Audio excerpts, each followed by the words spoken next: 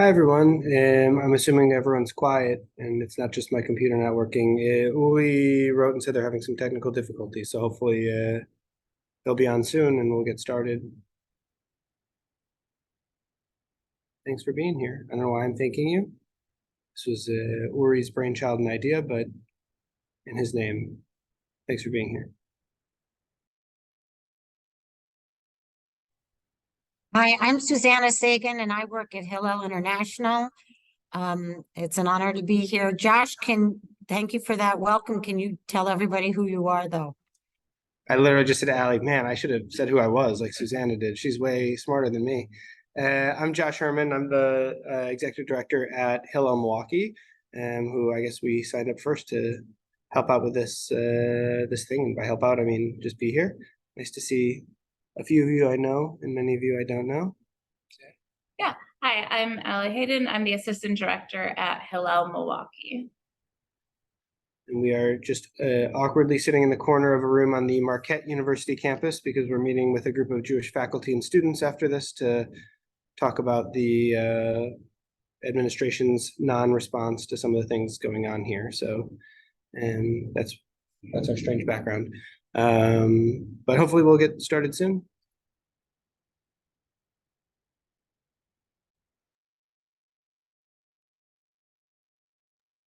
Penny, do you want to introduce yourself? Because I feel you represent both worlds. I'm the Israel Fellow at Hillel Milwaukee. I'm not working from home, but I'm not allowed to be on campus, but I do allowed to be on Hillel. Yeah, I'm very happy that this gathering happening. I think it's important.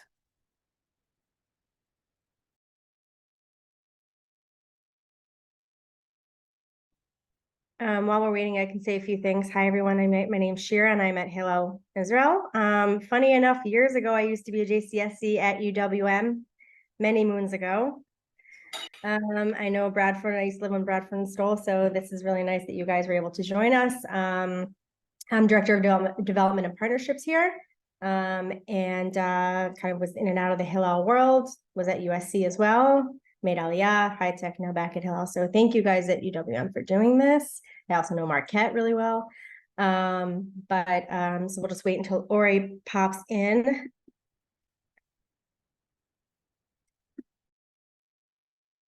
Uri is already here. I'm just waiting for Noga to join us.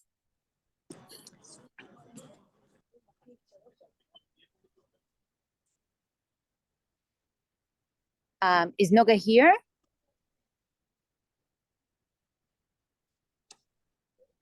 Or if not, Josh, first of all, it's join great us in a second. Sorry? No, I said it's great to see Josh. It's been a while. היי, מה העניינים? בסדר, מה נשמע? בסדר. כיף לראות אותך, אפילו under these circumstances. Yes, absolutely. As you can see, I'm with my uniform. I'm back in the army, so but I'm here with you for this call today. Uri, Noga is not here, so you can start. Okay. First of all, First of all and foremost, I would like to say sorry if my dog barks in the middle of this meeting. She grew up in the West Bank, so I think she's pro-Palestine, but I just suspect it at the moment. So thank you all very much for joining us to this meeting. For those of you who have joined us in the last meetings, and for those of you this meeting is their first time, I would also like to apologize for my English. I hadn't used it in a while, so if I forget any words, feel free to correct me. So my name is Uri. I'm the manager of Hillel Sapir, and I welcome you to this meeting where we talk. It's not just about talking, it's more about people telling their personal stories, because the events of the 7th of October really affected everyone's life in different ways, and we feel that it's not enough to just talk about numbers. It's about how it have changed everything in a minute in 6:30 in the morning. So this is what these meetings are about. Our stories, but also about the stories of people from all around. I'm sorry, I've just had people also coming in. So it's also about the stories of people from abroad. The fact that we can feel that we are not alone in our island here in Israel, and the fact that it affects everyone differently.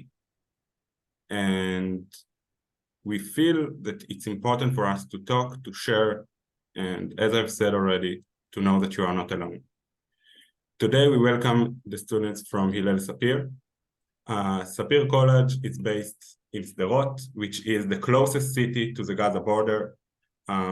It's actually so close that when the terrorists infiltrated Israel into Israel, they've reached Sderot, and they've reached the kibbutzim across and near Sderot also, where our students live and work and just go through their lives.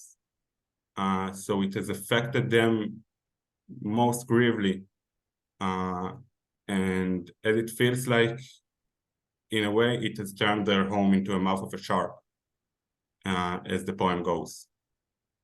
And we feel that it's important to give them a chance also to speak and to hear from them, not even if they were there when the events happened, but also just how it feels to be so close when one moment you go to the college, and in the next everything is closed and everything has turned into a war zone. So without further ado, I would like to welcome Alon Gabay, which is a student in Sapir College.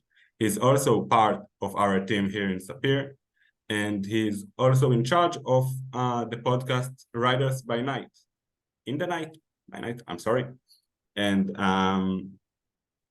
he's great. So Alon, the floor is yours. Thank you, Uri. And first of all, it's very nice to finally see you. We haven't actually met. It's all very new, and I'm seeing some familiar faces, Avital and Mai. And first of all, I want to tell you thank you for the opportunity to come here and speak and tell our story. And thank you for that you came over and listened to us. Currently, I'm a student in Sapir. I'm supposed to start my third year in communication studies, and I live in Sapir for 2 years. When the events occurred, I wasn't in Sderot. I was at my girlfriend's house, a little further near Tel Aviv, but I woke up in the morning like 8 a.m. from text messages coming to my phone, and everything I see is they're here. I can hear them. I can see them. I didn't realize what's happening. You know, I'm just waking up. I'm not really sure what's happening. Going in through the messages and understanding the situation that Israel is under attack. We're at war.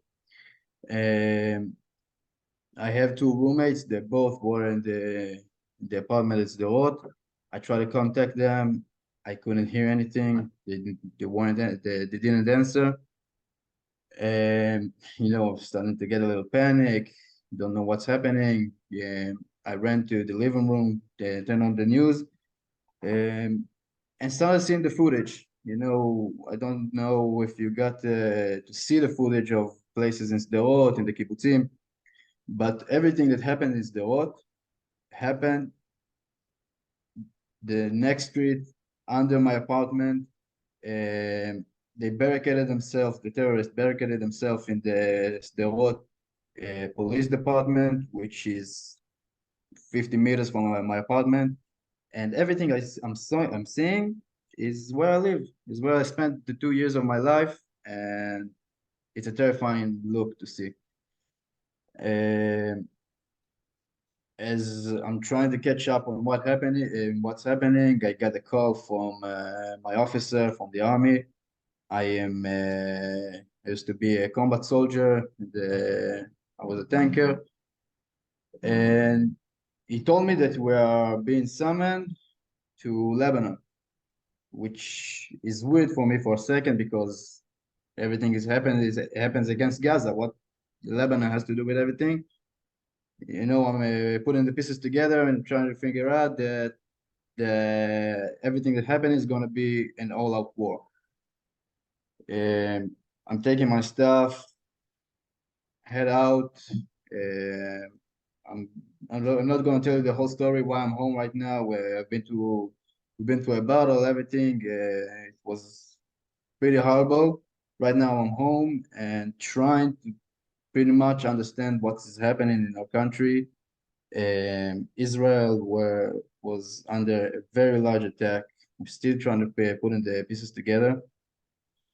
And to a student that studies there, trying to figure out what are we going to do, where are we going to study, we were supposed to start the year in next week, exactly next week. And it ain't going to happen right now when there's a very big uncertainty. As we pointed out, I am used to do the podcast Riders in the Night, as they call it. We don't really have a name for it in English yet. I think we're gonna adopt that. So it's a plan to Sapir, which Avital used to. If you can see Avital, she was our manager. I don't know how to call it. She was that's our symbol. Yes.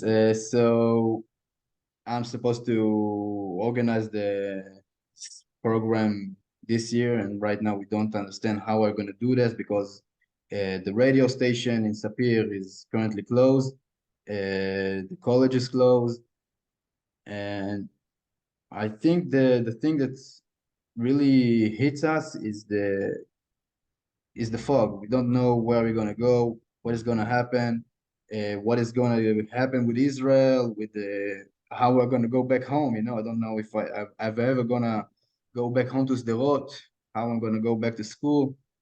And it's affecting us mentally really hard. That's what I can tell you right now. Not talking about myself. I can see everyone from my year, from my school, are freaking out on the group and trying to figure out how things are gonna happen. So hopefully everything will turn out right, and that's it. If you have any questions or something I missed out, thank you. Thank you, Alon. I'm just going to chime in here for a minute. Shalom, everyone. I'm Noga Brenner-Samia, the CEO of Hillel Israel, of Hillel Israel. Apologies for the glitch at the beginning and for me joining late, but I want to thank you all for being here. I want to thank you, Alon, for sharing your story, and I'm thanking already Uri in advance, our newest director from Hillel, Sapir, for putting this call together.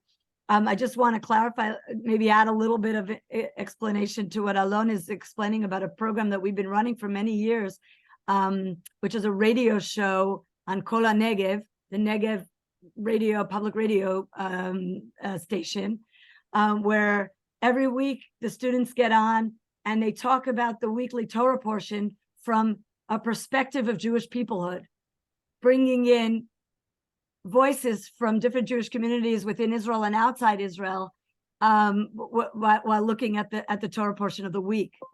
And that's the program that Alon is referring to that is, needless to say, on hold right now, just as everything else is on hold. So I just wanted to clarify a little bit what that program. I'll turn it back to you, Uri, for the rest of the speakers. And maybe I'll end with, we've been doing these calls for us every night, for you guys, for some of you every day. And it's been wonderful seeing so many faces. And sometimes they're really big calls and sometimes they're small and intimate like this one. And we're able to kind of share more. So I'm already saying in advance, if you have questions or comments or something, we're a small enough group to be able to kind of be able to share, with one another. And I'll say one last thing before I turn it back to you, Uri, that this call is also, you might have mentioned this, and if so, that I'm repeating it, has been kind of in partnership or adopted by Hillel Milwaukee. And you mentioned it, so great. So we'll get, it's wonderful to have partners on both sides of the ocean that are struggling with so many different issues, but around, of course, the same, and such a sense of solidarity. And I want to thank Susanna Sagan from Hillel International for helping to put together this partnership. So I wanted to make sure that I got that in. So back to you, Uri. Toda rabah. Thank you. Thank you, Noga. So our next speaker is Avital Pikovsky. I hope I'm saying your family name right. Avital used to study in Sapir College. She also used to manage the podcast of Riders by Night. So it's nice to have her and Alon here together. It's also my chance to meet them in person. So Avital, take it away. Well, hi everybody. Nice to meet you, Uri, as well. I'm happy to see Alon because I had no idea what's going on with you. So I hope after this Zoom call we can catch up. I was really, really worried about you. Every time I heard there was some things happening in the north, I was really scared because I knew you were there. So I'm glad you're home. And I'm also happy to see Mai, who's in Seattle right now. And this is my opportunity to tell her that we miss her and to also wish her good luck in this new chapter in her life in Seattle. Okay, so my name is Avital, and I'm 26 years old. I live in Ashdod, which is close to the Gaza border. I studied 3 years in Sapir College. The best 3 years of my life, I think. It's such a beautiful place. And I think when this tragedy happened, I think this is the first time I actually understood how much I'm connected to this part of Israel, both geographically, because it's very beautiful there, but also the people in the kibbutz. Yeah, so I'm very proud to have been studying there for 3 years. I'll also, before I go into my story and where I was on the 7th of October, I would like to say that me personally, I'm very concerned hearing what's going on in the colleges, on college campuses in North America. I know it might sound like a bit ironic because here we suffer from terror attacks and rockets, but I think hearing the massive rise in anti-Semitism is just a whole nother level of concern, because I'm used to having like geopolitical conflict here. I was born here, but seeing the rise in anti-Semitism is just like a whole nother level of of concern for me personally. I also have family in the United States. They live in Florida. So yeah, I'm always keeping a watch on what's going on in the campuses, and I'm very sorry to the Jewish folks that's studying there, or Jewish people in North America in general that are experiencing anti-Semitism and hostility where you guys live. So as everyone woke up 6:30 a.m. Because of the sirens. Sirens means we have rocket launches going to our area. Okay, it's very like we're very drilled in that. So yeah, you hear a siren, go to a bomb shelter, done that, and then like very quickly, within I think 20 minutes after that, there were already videos online of terrorists riding in these big white Toyota trucks with RPGs, with guns, with rifles inside cities, like Main Street, Sderot, the main street of Sderot. There's a clip that I remember vividly, because I used to pass it all the time as a student, that street. And the terror, the sheer terror. And I remember speaking with my friend, and she told me, I think they're using this rocket attack as a distraction. And I was like, what? What do you mean? Like a distraction for what?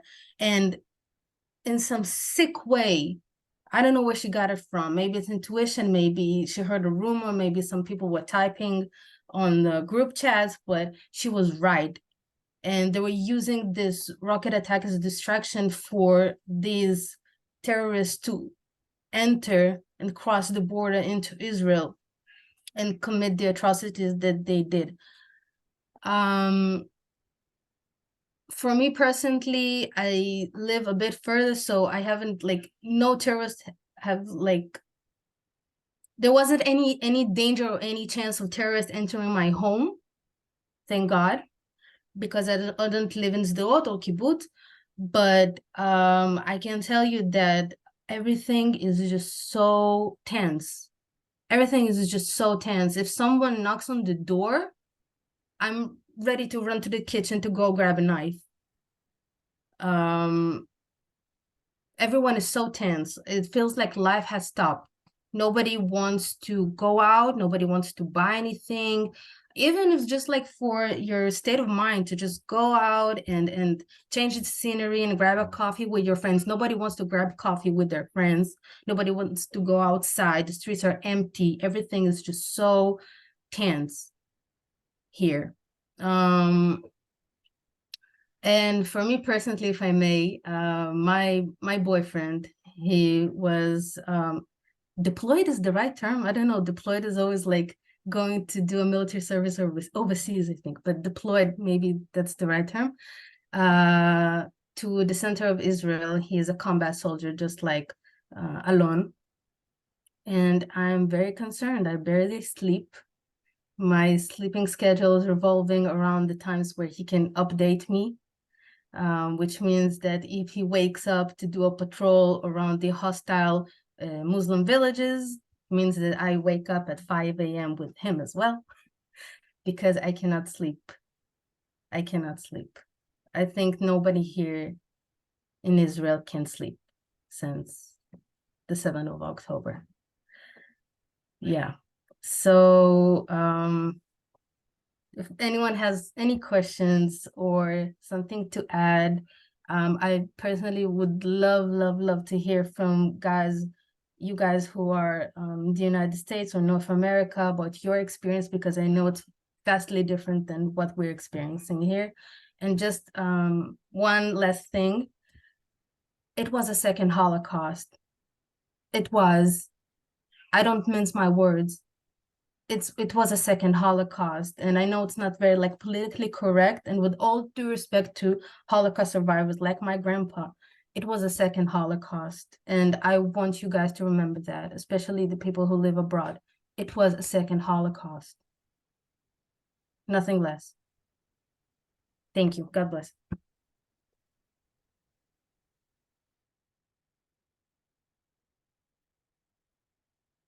Thank you, Avital. Thank you, Avital, for sharing. I know it's never easy.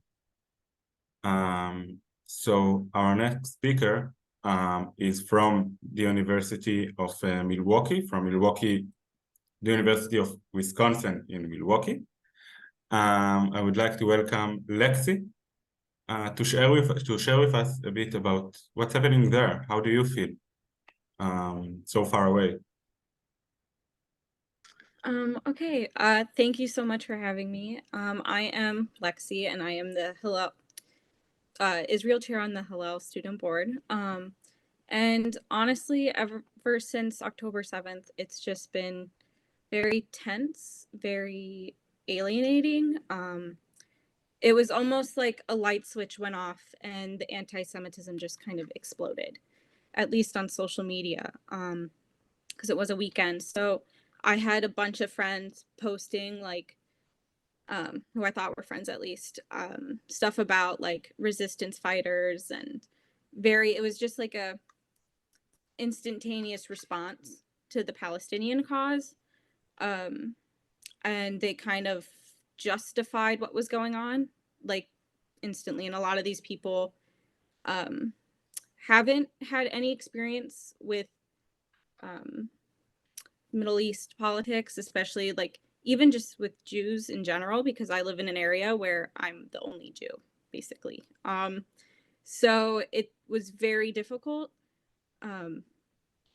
I did have people reach out though, which was great, but a lot of the hate, it was just constant. And our school responded 2 weeks after the fact, I believe, with a statement that was very nuanced. It didn't really give any side. It didn't justify what was going on. It didn't support the Jewish students on campus. It was just very bland and middle of the road, basically. So it's been really hard. A lot of us have been struggling just in general, just trying to even be on campus. The first week we had a banner drop for pro-Palestine on campus, which was just kind of, it was so quick. I think it was on Tuesday. And it was just a shock, I think. I'm trying to like, there's just so much I could say. But it's a really hard time just to even be Jewish. I mean, at our Hillel, we have security. But the fact that we even have security is kind of a fact, like we have to wrap our heads around that it's just not even safe to be on campus or around the building, that we need that extra layer of protection. So it's just been hard for a lot of us to kind of just deal with this, but we've come together and actually been at Hillel a lot more. I think at least I'm there almost every day. And just being with our community is the most important thing right now. And we like to like talk about what's going on, especially it gives us a place to feel safe.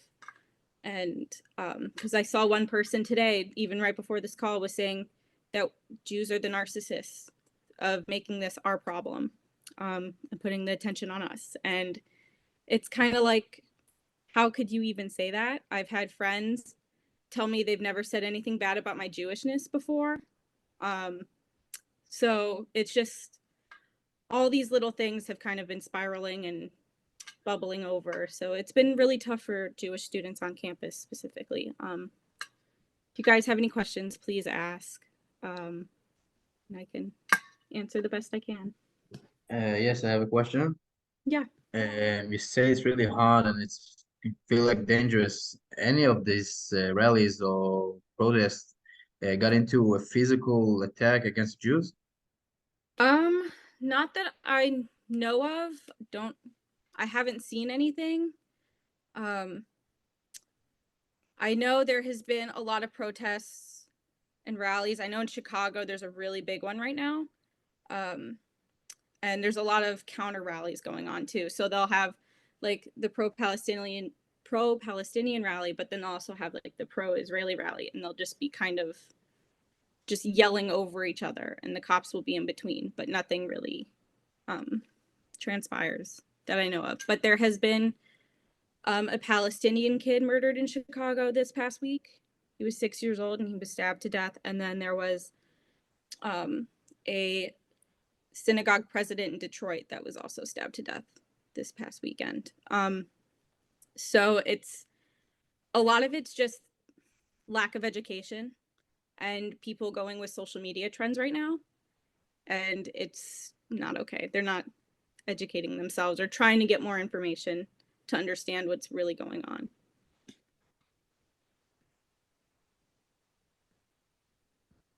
I have a question, Lexi. Yeah. What is the reaction of academic team and official reaction, maybe? Can you explain that a little more? Like, So What is the position of academia of college of your lectures and like Nasi, a president of college? How it works? Okay, their reaction The to official, yeah. okay, they've been really quiet. A lot of colleges around the United States have been silent. And I know Harvard, I'm sure you've probably heard about that maybe. They have been really like, I don't want to say pro-Palestine, but they were just kind of, I don't know how to word it correctly or articulate it, but it was very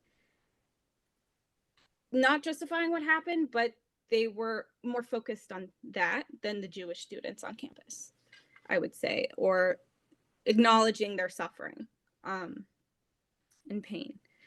I know it's just been, I mean, from a lot of, there was a student that I actually met from Harvard, and he was just kind of disgusted with how Harvard handled everything. And like Penn State has been really bad. And there's been a lot of pro-Palestine rallies from the SJP groups, the Student Justice for Palestine groups.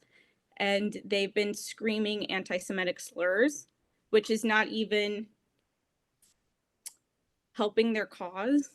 They've been saying, you know, gas the Jews, the next intifada, like it's, and nothing's really being done about it. And I think for all of us, we're hearing all of it, and the silence is just, I think, the worst part for us right now. Hi, thank you, Lexi. I just want to reintroduce myself and maybe give a broader context. And Lexi, thank you so much. Well, first of all, thank you to our Israeli colleagues and friends. This is an incredible thing that you all are doing. I'm what's called a campus support director, and I work for Hillel International, but I work very closely with about 25 different campuses. And I was on last week and I talked with Noga about inviting campuses in my portfolio to sort of adopt a day and show up for you all. So I really appreciate Hillel Milwaukee jumping on this. Didn't surprise me. It's an amazing team. And Lexi, thank you for talking. I think that it's all over the board. I think Harvard is a particular example of about, I don't know, 100 student groups that signed a petition that not only was pro-Palestinian, but basically said this is all due to Israel's fault. Like Israel brought the massacre upon itself. It was very badly worded. There's been tremendous fallout. Donors at Harvard are pulling, Jewish donors are pulling their money. Very publicly, a student who signed the petition has now lost their job.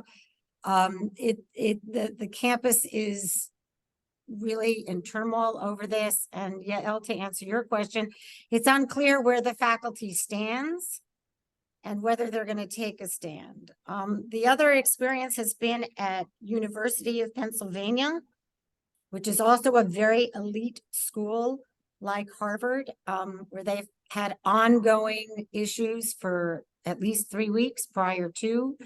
And I think they are also navigating, again, being a very elite school with very elite students and faculty and issues of hate speech versus freedom of speech.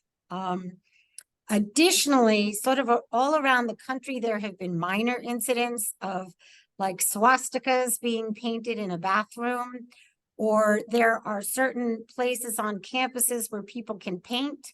And sometimes they'll just paint something like, you know, go our football team, beat the other team. And sometimes they'll paint political stuff. So there's been pro-Palestinian painting. And then the next day, the Jewish students go out and paint over it, and they paint a pro-Israeli statement or a statement for peace.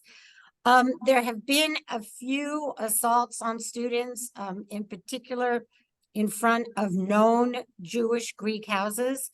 Greeks are fraternities and sororities where students can join, and then they do parties together and leadership development, and there's been a few of those incidents. The woman that was murdered in Detroit, we don't know the cause, and sadly, most likely, it's going to be a domestic violence situation, and not an anti-Semitic incident. And I share that for two reasons: to both try to bring some sense of accuracy into our conversations. And this is not to correct Lexi. This is what I know someone who knows somebody who knew her very well. But I think it's also everybody is on high alert. And I think that a sense of security has been shattered or shifted. This in no way compares to the experience of the Israelis on the call who are living this.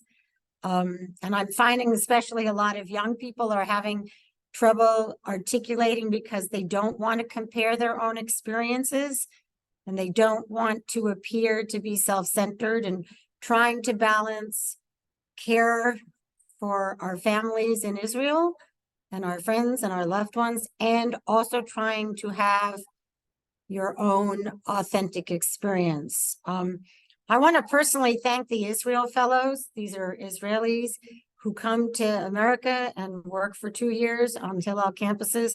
I want to thank you all for being here today. I can't imagine the dual world that you're trying to exist in and live in. Like you're here, you want to work, you want to talk with students, you want to be your amazing charismatic selves, and your homeland, your families have just been, you know, the most horrific experience in my lifetime. So Noga, I am filled with gratitude for this, like just, and I hope that the Israelis who spoke today, I hope, you know, we're just here to bear witness. We can't really do much, but this we can do, and we'll continue to show up for you all. So I hope that gives some structure. I hope it doesn't seem as if I've corrected Lexi, who is so brave every day to just stand up and identify herself as a Jewish person in a town where there are no Jews. It's hard to navigate under the best circumstances, and now it's almost impossible to navigate. But I hope that gave some national context to what we're doing here at the Hillels in North America. Thank you so much for all the explanation and for the support. For those that didn't hear before, I'm Reut, and I am the Deputy Director of Hillel Israel. And I just want to add a short addition to what has just been said. We were the delegation in North America, in New York and Philadelphia, both from Sapir College and from Ben-Gurion University. And first of all, we got a huge hug from the Jewish community and from the Hillel that we visited in. But we also got to experience a pro-Palestine protest. We've been to Colombia, and we had they had a small rally in support of Israel, but then the next day they had a pro-Palestinian protest. So we got to see it a lot, but also we got a really huge hug, not just from the Jewish community, but from a lot of people outside, and it gave a lot of strength to the students. It wasn't easy to be away from Israel, especially that the majority of the group was already there when it all happened. And the students from Sapir, they didn't know what happened to their houses, to their friends. And of course, when the name starts to show up, it was harder and harder every day. But we all felt that we have a mission to explain and share the story of Israel, and it gave a lot to the students, and I feel like it's also what you guys are doing. So thank you for joining today, and also for sharing the story of Israel, and not sitting quietly while this is still happening here in Israel.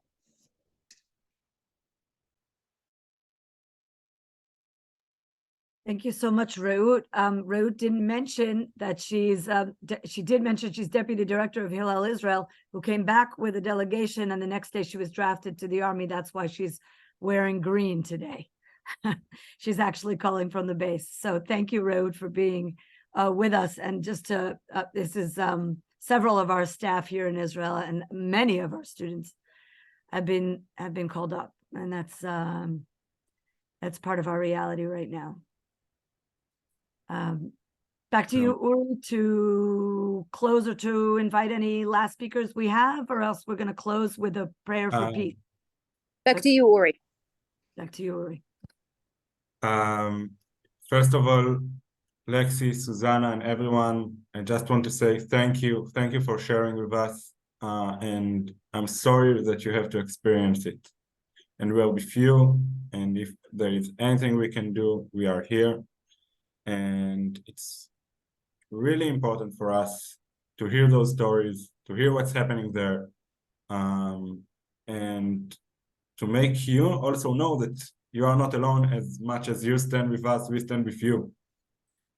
And just before we go to our last speaker, Hani, you wanted to say anything? Well, I just like Susanna was mentioning that, and I think it's important to maybe a little bit to understand like our positions as Israel fellow here, who is one hand we are like our mental, like emotional is with Israeli, with our people there, like talking with them, grieving with the people, looking for the names, and you know, every person you know or a friend of a friend, it's getting close, and some people lost like close people to them, and then the other hand of working with the student and try to be for them, it's really like a dual two words situation. And I would love to say that I think yesterday I was thinking about it, and the difference of as an Israeli, and I'm not gonna get to politics, but I am a liberal Israeli. I worked for a nonprofit organization who works with peace, and like with Palestinians organizations and Israeli organizations, and as someone that believe in peace.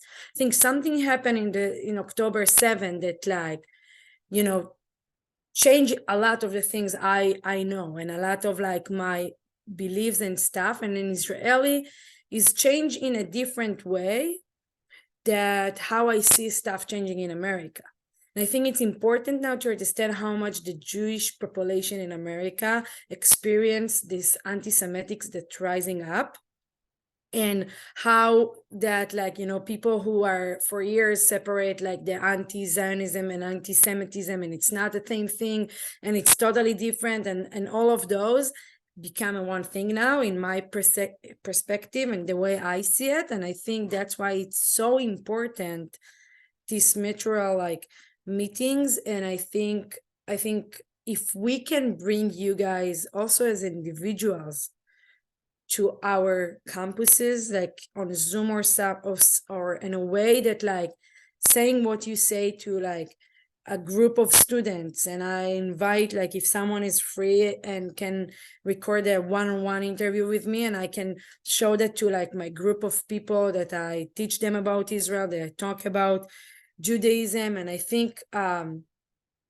more than ever, this is the time that we all have to work together, because we experience now how it's a really like a one peoplehood, and like a lot of my Jewish students and even non-Jewish students, or a lot of our allies, experience anti-Zionism, anti-Semitism words and stuff, and even if it's like a small things and small circles is rising up. And I think this is very important. So thank you guys for putting it together. And I ask for all the Israelis on the call, like, if you can reach out to people and be more involved with us. I think it's super important, as it's doing a lot of impact. And it's helping us also as a people that here to remember that we have a role here, because and I'm sure other Israel fellows that here can say it, like the instinct is like, let's book a ticket, go back to Israel. But I think it's also important for us to be here. So thank you for this like collaboration. Thank you, Hani. I think it's very important for us to also hear that side. So thank you so much for sharing, and thank you for calling us and telling us how we can help.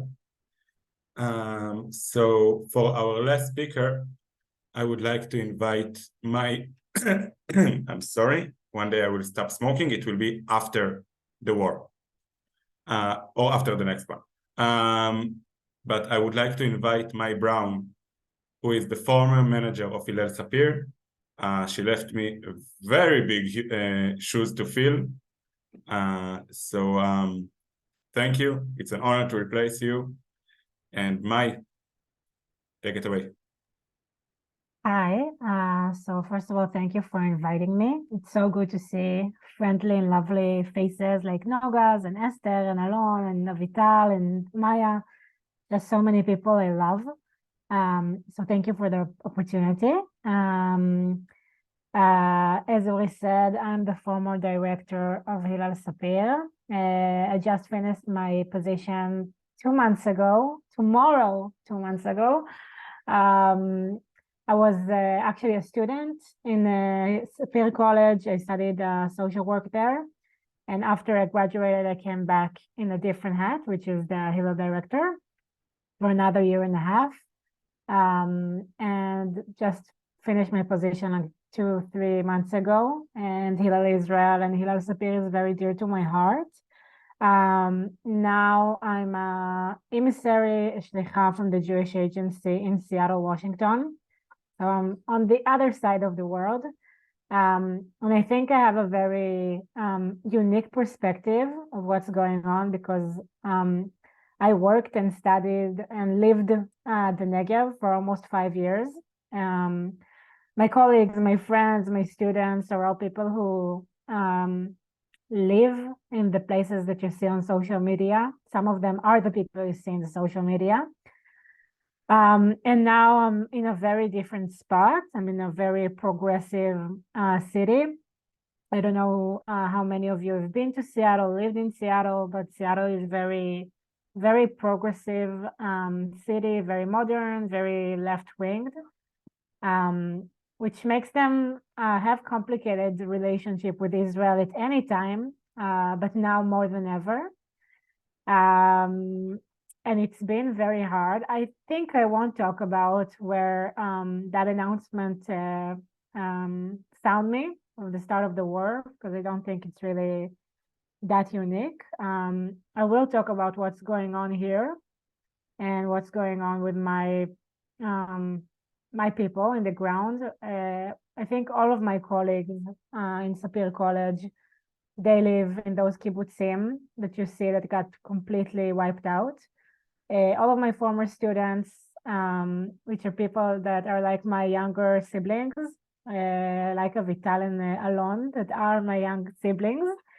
And it's been very hard to be here so far off and to keep trying to track down people, colleagues, friends, and to make sure everyone is okay. Thank God the people who are close to me are safe, but I did hear the most horrible stories. One of our biggest allies in the college, his name was Yuri, and he was responsible of like the social involvement office in the college, and a really, really good ally for us.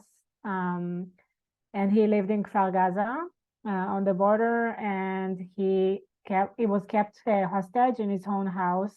It became a Hamas base with Hamas terrorists. For more than 2 days, he was held in his own house as a hostage. Yes, he is okay. He survived. The IDF rescued him. I've been trying to get to him for 2 weeks now for no luck, but he is safe. He is alive. And this is like one of our Hillel's like closest allies. Just think like other of you as like people, as students, as Hillel professionals, thinking about your closest ally and think about them in this situation. It's just unbelievable. Every day I hear stories that keep me up at night. I really try to do everything in my power to bring those stories to the community in Seattle. I can say that last Wednesday we had a vigil here in one of the biggest synagogues in Seattle, and they invited me to speak about what's going on, and I did, and it was very, very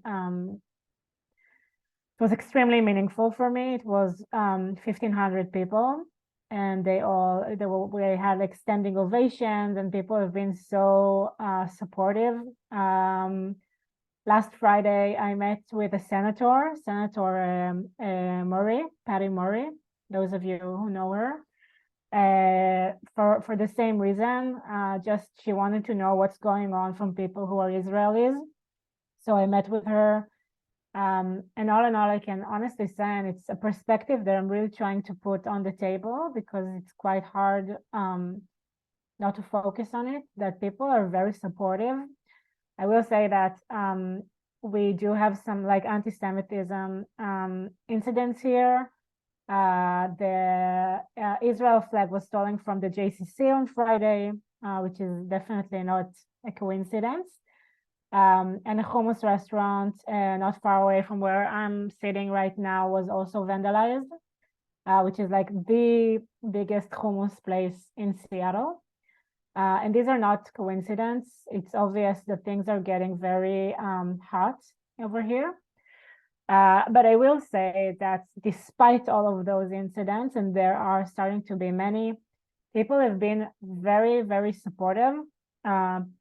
Each person that needs to see, I'm here with my husband, so each one would ask us, where are we from? Or we need to show him an ID, so we show them the Israeli passport. Everyone has been completely supportive of us. So, you know, it might be like an echo chamber, you can never know, but these are just like people I see while I walk my dog or while we're going to the internet provider to get ourselves an internet package. And those little meetings really made me feel more optimistic. And I felt like as much as I'm talking to people on the ground and not on social media, I feel more optimistic and more understood. And honestly, I had a lot of meetings with people who are not Jewish, from all kinds of different statuses in life, and they all support us, which is something that makes me feel very hopeful.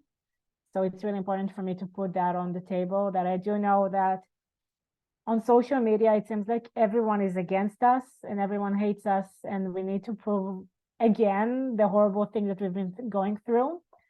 And history kind of like repeats itself, but actually a lot of people are just good people who understand that what happened in Israel is like pure evilness, and it should be everyone's business, because today is Israel and tomorrow is Europe, and in a week from now it can happen in the United States as well.